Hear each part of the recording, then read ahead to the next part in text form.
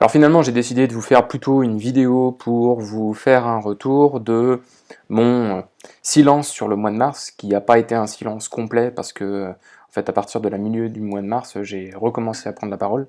J'ai dû tenir, je sais pas, 15 jours, un truc comme ça. Euh, donc je préfère vous le faire en vidéo parce que l'expérience s'est pas exactement passée comme prévu. Vous avez quand même été un petit peu au courant qu'on s'est pris un confinement entre les deux, ce qui a quand même changé pas mal la donne. Ce qui a pas mal changé les réactions des prospects en prospection. Donc l'expérience est un petit peu tronquée, ça m'embête un petit peu, mais du coup, voilà, je vous le fais sous format comme ça en vidéo. Ça me permet de vous donner peut-être des détails plus simples, plus précis. Euh, et puis ça me permet aussi de vous parler directement de ce que je commence à observer ou ce que j'ai commencé à observer et ce que j'ai pu essayer en fait sur cette deuxième quinzaine de mars en matière de contenu, ce qui a changé, ce qui a drastiquement changé et ce qui pose des nouveaux défis entre guillemets sur la prospection sur LinkedIn. Donc j'ai préféré vous le faire en format vidéo, j'ai un peu plus de recul, parce on est presque mi-avril, j'ai un peu plus de recul encore par rapport à quand j'ai repris la parole. Donc voilà, je pense que c'est pas mal de vous le faire comme ça. C'est pas un PDF, donc vous pouvez me bâcher parce que c'est pas un PDF, ok. Mais je préfère vous le faire comme ça déjà, un, c'est fait, deux, ça me permet de vous transmettre les informations, et trois, les circonstances sont exceptionnelles, donc je préfère le faire comme ça, au moins vous avez déjà du contenu, de la matière, alors que sur les PDF, je suis à la traîne, j'ai du mal. J'ai du mal à finir tous les PDF, il y en a pas mal, j'ai fait pas mal d'études, de trucs, donc pas mal de choses à analyser, ça me prend du temps, et puis je fais pas que ça en fait, il faut quand même bien voir ça. Donc du coup, je me suis fait un petit peu dépasser par les événements, encore une fois. Donc l'objectif en fait de ce mois de silence, c'était de tester, ou du moins de valider ce qu'une stratégie de LinkedIn Underground, entre guillemets, pourrait rapporter. Alors j'ai pas activé toutes les stratégies pour générer des numéros, parce qu'en fait, la raison simple, c'est que j'ai déjà trop de numéros à appeler. J'avais déjà trop de numéros à appeler, et ça s'est pas arrangé. Donc c'est d'ailleurs pour ça que je cherche aujourd'hui des commerciaux. Euh, donc l'idée de ce poste et de cette trêve, c'était aussi de vous montrer que on peut parfaitement générer des rendez-vous à partir de LinkedIn sans publier de contenu, sans faire des posts, sans mettre de commentaires. Et je voulais faire ce test grandeur nature parce que, eh bien, c'est souvent, on associe souvent prospection LinkedIn avec le fait de publier quelque chose. Et en réalité, la publication, c'est qu'une partie du job. Et souvent, on peut faire tout un tas de choses sans avoir cette partie-là. Bien évidemment, je ne dis pas qu'il ne faut pas publier du tout, et bien évidemment, quand on publie, ça rentre en synergie avec les autres actions qu'on peut faire. Mais si on a un profil qui est très bien calibré, et si on a des bons messages de prise de contact, eh ben en fait, on arrive à avoir des résultats assez spectaculaires. Donc, c'est pour ça qu'il faut un petit peu se méfier des raccourcis qu'on peut faire où on va nous dire « Ah ben si, c'est indispensable de publier ». L'intérêt de publier, c'est que ça vous permet de travailler votre ancrage de marque, ça vous permet d'être plus clair sur comment est-ce que vous voulez vous positionner, qui vous êtes, et de valider ça par rapport au marché, comment le marché réagit, comment le marché valide ce que vous êtes en train de raconter. Et donc c'est une source d'information intéressante, de test qui est intéressante, et ça vous permet aussi bien évidemment d'exprimer ce que vous avez à dire, et ça a un impact, on va dire peut-être psychologique, de validation ou de renforcement de votre confiance en vous sur le fait de bien d'affirmer ce en quoi vous croyez, ce en quoi vous vous battez, les choses pour lesquelles vous vous battez, les idées que vous voulez défendre, ça vous permet de renforcer ça par cette espèce de mécanique de prise de parole sur les réseaux sociaux. Ça, c'est plus, je dirais, le plus gros bénéfice qu'on peut avoir, plutôt que le bénéfice génération de leads. Alors, venons-en aux chiffres. Donc, je dirais qu'il y a sur le mois de mars un avant et un après confinement. Ok. Clairement, le confinement a changé quand même 2-3 choses, parce que juste avant qu'on soit confiné, bon, on commençait à avoir le problème, la mayonnaise commençait à monter, on commençait à paniquer, mais on n'était pas encore complètement dans le jus. Et donc, au niveau des décideurs, c'était encore assez facile de les avoir au téléphone, d'avoir des nouveaux décideurs au téléphone, sans trop de soucis. Et même d'ailleurs, sur les messages sur LinkedIn, ça répondait plutôt bien, ça marchait plutôt bien, il n'y avait pas de soucis là-dessus. Par contre, c'est vrai que ça s'est très fortement dégradé avec le confinement, c'est-à-dire que les taux de réponse ont chuté, le taux d'objection a explosé, et même par message sur LinkedIn, c'est beaucoup plus compliqué. Alors moi, si j'ai repris la parole et que je suis sorti de mon silence, c'est pas pour cette raison-là, parce que à ce moment-là, j'avais pas encore le recul suffisant. C'est juste que faire un silence médiatique, entre guillemets, dans une période comme celle-là, c'est laisser énormément la place à ses concurrents, ses confrères, de marquer des points. Et le démarrage est hyper critique. Alors même si j'avais une très forte traction sur ma publication, qui a quand même poussé, ça a complètement dépassé mes attentes, hein, je vous le dis tout de suite, je ne pensais pas que ça allait marcher autant que ça, mais je crois que j'ai dû faire pas loin de 240 000 vues, un truc comme ça sur la publication. Donc ça c'est assez impressionnant, j'ai signé plusieurs contrats juste suite à cette publication, en direct. Donc c'était plutôt super positif. Et ensuite, dans l'exploitation de la matière première que j'avais construit précédemment, etc., en moyenne sur le mois, je suis à 37 rendez-vous. C'est pas en moyenne, c'est au total, je suis à 37 rendez-vous. Sachant que, comme je vous dis, il y a eu la première partie de mars où on était plutôt pas loin des 10-12 rendez-vous, voire un petit peu plus par semaine. Ok, alors il faudrait que je regarde les chiffres exacts, mais voilà, c'était dans cet esprit-là. Et sur la partie après, là, ça a bien descendu, quoi. On était plutôt à 5, 8, un truc comme ça. Donc voilà pour vous donner un peu un ordre d'idée de ce que ça a pu donner. Et ce qui s'est passé, c'est que c'était surtout des personnes avec qui j'avais déjà précédemment discuté, mais pas des personnes avec qui j'avais lancé une démarche de prospection, surtout que j'ai calmé sur la prise de contact à partir du confinement, à partir de mi-mars. J'ai calmé sur le LinkedIn underground, entre guillemets, j'ai pas fait de reprise de contact auprès de nouvelles personnes. En fait, j'ai continué juste à exploiter ce que j'avais déjà amorcé. Donc voilà, et puis bon, j'avais déjà trop de numéros, donc c'est pas la peine non plus d'en accumuler de trop, ça sert à rien. Mais en tout cas, pour vous dire que cette période est très très particulière, et sur toutes les publications que j'ai pu essayer de faire, j'ai eu du mal au début à trouver le bon ton, la bonne manière de s'exprimer, le bon angle. Et ça, on arrive en fait sur une question toujours essentielle, c'est d'être capable de sentir le pouls de son marché. Et ça, c'est assez compliqué à faire.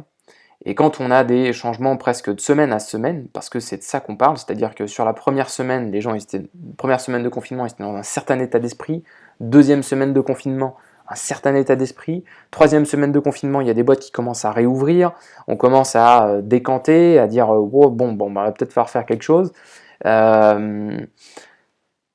Les dirigeants que j'ai au téléphone, il y en a, allez, 80% qui sont incertitude maximum, donc là de toute façon je vois pas qu'est-ce que je peux faire, ou je vais essayer de limiter la casse au maximum, et d'autres complètement survoltés, on a lancé ça, tout de suite on a réagi, on s'est dit ok qu'est-ce qu'on peut faire, on a mobilisé les équipes, on s'est lancé sur ça, au départ c'était pas prévu mais c'est pas grave, on a rebondi, je sais pas où ça va nous emmener, mais bon de toute façon on verra bien, de toute façon il faut faire quelque chose.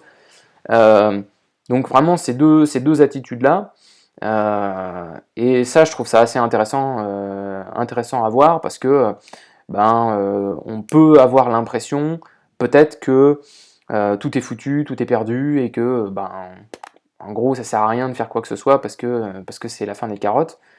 Mais pas du tout, pas du tout. Il y en a qui n'ont pas du tout cette attitude, et personnellement je suis convaincu que ceux qui se bougent, qui font quelque chose, sont ceux qui vont tirer leur épingle du jeu, parce que certes les marchés ont bougé, mais il y a quand même des opportunités à aller chercher, il y a des choses que l'on peut faire, il y a de la valeur qu'on peut apporter à nos clients, à notre marché, et ma grosse conclusion sur tout ça, c'est la suivante, c'est dans cette période sur la partie est-ce qu'on doit communiquer ou pas, moi le postulat que j'ai fait, c'est de me dire de manière générale, il faut communiquer.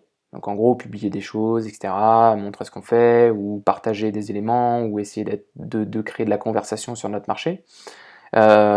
Et plus la période en fait est pire, entre guillemets, ou plus c'est une sorte de crise, plus il faut augmenter la dose de communication, par un espèce d'effet d'esprit de contradiction, ou du moins de compensation, parce que la situation est difficile, il faut communiquer encore plus, il faut rester encore plus dans la tête de notre marché, c'est le moment d'essayer d'ancrer encore plus sa voix, ce qu'on veut pousser, nos valeurs, c'est le moment idéal pour augmenter encore plus la communication auprès de notre marché. Ça, c'est une conviction personnelle. Sur la partie prospection, aujourd'hui, il y a pas mal de... Je ne suis pas persuadé qu'il faille avoir des certitudes complètes. J'ai revu au cours des différentes semaines depuis le confinement plusieurs fois certains postulats. Donc c'est pas simple, clairement c'est pas simple. Et qu'est-ce que je pourrais vous dire de plus? Moi, mon conseil sur ça, c'est à chaque jour suffit sa peine. Faites quelque chose, communiquez, essayez de faire quelque chose de nouveau tous les jours, d'avancer. Et déjà ça fera une différence mentalement. Parce que sinon vous allez être bouffé, ça va vous bouffer, et vous n'y arriverez pas. Et sur la partie prospection, même si c'est pas le plus efficace, même si le contenu n'est pas le plus efficace, aujourd'hui il faut des prétextes extrêmement forts pour pouvoir contacter les décideurs et qu'ils acceptent de discuter avec nous. Pour moi ça passe par deux choses. La première des choses, ça va être de la recontextualisation de propositions de valeur. C'est-à-dire, vous pouvez très bien voir ce que vous êtes en train de faire sous l'angle de « ouais mais c'est pas prioritaire, ça il verra plus tard, ça il va me sortir telle et telle objection et franchement il a raison ». Si déjà vous êtes dans cet état d'esprit, déjà c'est mort. Sur n'importe quel marché, vous pouvez réfléchir sur « ok, dans ma proposition de valeur, dans tout ce que je fais, dans je sais pas, le descriptif, les caractéristiques ou ce que je peux apporter en termes de valeur, qu'est-ce qui fait qu'aujourd'hui il y a telle ou telle chose qui sont extrêmement exacerbées, qui font que en fait c'est une raison de plus de s'y mettre. Je vous donne un exemple simple me concernant. Aujourd'hui c'est très très difficile de prendre contact avec des prospects à froid qu'on ne connaît pas et avec qui on n'a pas eu d'antécédents dans les mois précédents. C'est déjà compliqué avec les autres, alors avec ceux qui ne nous connaissent absolument pas, c'est encore pire. Ce qui amène une chose, c'est que la plupart des leviers de prospection classiques utilisés par les boîtes, ces leviers de prospection sont presque inopérants maintenant. Ça, c'est un premier problème. Le deuxième problème, c'est que la plupart des boîtes ne prospectant pas et vivant beaucoup, parce que le profil classique des commerciaux, c'est plutôt des éleveurs, des fermiers, plutôt que des chasseurs, eh bien, vivent sur la base client, sont habitués à travailler ça, passent 95% de leur temps sur ça, et quand ils ont un peu de temps, ils prospectent. Sauf qu'aujourd'hui, tous ces clients, il y en a beaucoup qui n'achètent plus, qui ne veulent plus bouger, et ça veut dire que, il faut se réorienter sur les marchés qui marchent encore, donc il faut les chercher, il faut les trouver, ça veut dire qu'il faut analyser son portefeuille et chercher, ok, où est-ce qu'il y a encore quelques opportunités, et ensuite il va falloir aller chercher des nouvelles opportunités. Donc en réalité, on a une espèce de contradiction phénoménale, c'est-à-dire qu'il faut prospecter, et en même temps, la plupart des leviers classiques utilisés par les boîtes sont inopérants. Ça veut dire quoi? Ça veut dire que le seul truc presque qui reste, c'est la prospection digitale et en particulier la prospection via LinkedIn.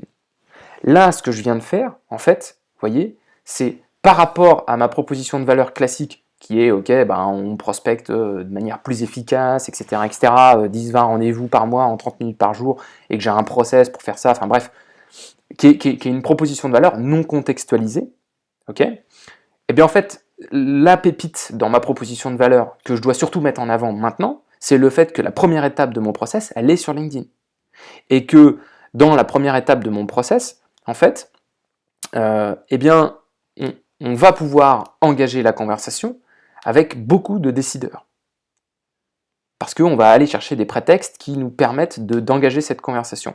Et ça, eh bien finalement, j'ai presque besoin de ne parler que de ça. Et en présentant les choses comme ça, bah finalement ce que je fais est extrêmement percutant. Alors qu'on pourrait se dire, ouais mais putain, mais vendre de la formation maintenant, vendre de l'information aux commerciaux, enfin on est plutôt dans une période où on va plutôt essayer de... On sait même pas si on va tous les garder, oui il va falloir redévelopper du chiffre d'affaires, mais on peut très bien se dire, ben, quand ça va redémarrer, et puis voilà. C'est peut-être pas la top des priorités. On va peut-être essayer de faire avec des bouts de ficelle et puis voir ce que ça va donner. Je vais foutre un coup de pied au cul aux commerciaux et puis ils vont charbonner. Mais le problème c'est qu'ils n'ont pas les bonnes méthodes, ben ça va faire chou blanc. Donc ils vont avoir vraiment beaucoup de mal et en fait on va surtout beaucoup les dégoûter. Et ça va être très difficile en plus de les dynamiser, de les motiver à distance chez eux, confinés en télétravail. Donc ça, c'est de la recontextualisation. Mais je vais vous donner un exemple d'un de mes clients qui travaille dans les obligations réglementaires RH. Et il me dit, ouais, en ce moment, je sais pas trop, c'est quand même un peu compliqué, de toute façon, les dirigeants, ils sont là en fait à essayer de préserver au maximum la trésorerie, pas de mettre des investissements, des choses comme ça. Et je lui dis, ben, en fait, ton truc, c'est très simple. Et il me dit, moi j'ai des clients qui viennent de m'envoyer des courriers de l'inspection du travail pour voir s'ils avaient bien mis en œuvre toutes les mesures pour le redémarrage de l'activité, de protection, de distanciation, etc., au sein de leur entreprise pour maintenir la protection des salariés.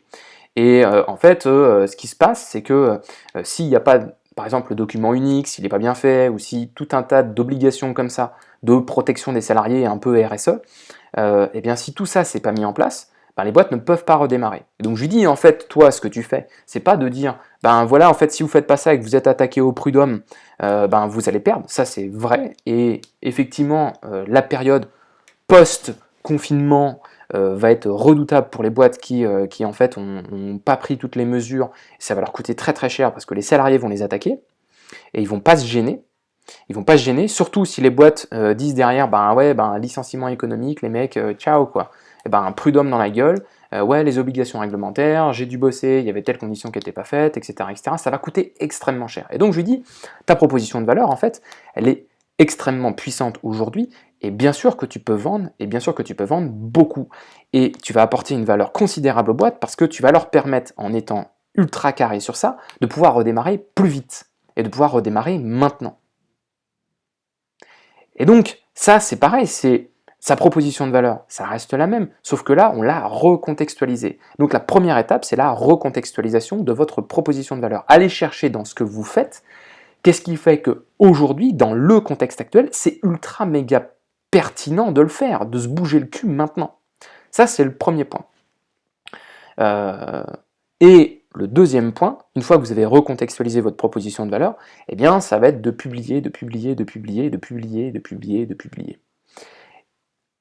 Là-dessus, je pense que c'est indispensable dans cette période de vraiment communiquer un maximum. Si vous avez ces deux ingrédients, vous allez être capable de pouvoir continuer à prospecter. Bien évidemment, quand vous avez recontextualisé votre proposition de valeur, l'idée c'est quoi? En fait, c'est de communiquer sur ça, tout simplement. C'est de communiquer sur ça, et en même temps de communiquer dans l'état d'esprit de participons à l'effort de guerre, ne faisons pas de sabotage économique, faisons en sorte que économiquement un maximum de boîtes tiennent, et donc ça vous oblige à faire un travail que peut-être vous n'avez pas fait suffisamment, c'est de vous poser la question, en quoi ce que je fais est indispensable pour mon client? Qu'est-ce qui, dans tout ce que je fais pour lui, est ultra méga indispensable? Qu'est-ce qui est stratégique? Et ça, c'est une réflexion que si vous l'initiez maintenant, bah, vous pouvez garder ça pour tout le temps. Parce qu'il faut tout le temps réfléchir votre proposition de valeur. Quand vous discutez avec un décideur, la différence de niveau de discours entre discuter avec un opérationnel et discuter avec un décideur, c'est qu'avec un décideur, vous parlez enjeu, et vous parlez enjeu stratégique. Et donc, vous calibrez votre proposition de valeur pour être en phase avec ça. Et ce que vous allez chercher dans un rendez-vous vente, eh bien, c'est ça. C'est pas autre chose, c'est juste ça. Ça, c'est ce qu'il vous faut pour pouvoir parler à un décideur. C'est le calibre, on pourrait dire ça, il faut être calibré pour, si vous voulez avoir un discours d'égal à égal, eh bien il faut être sur ce niveau-là de discussion.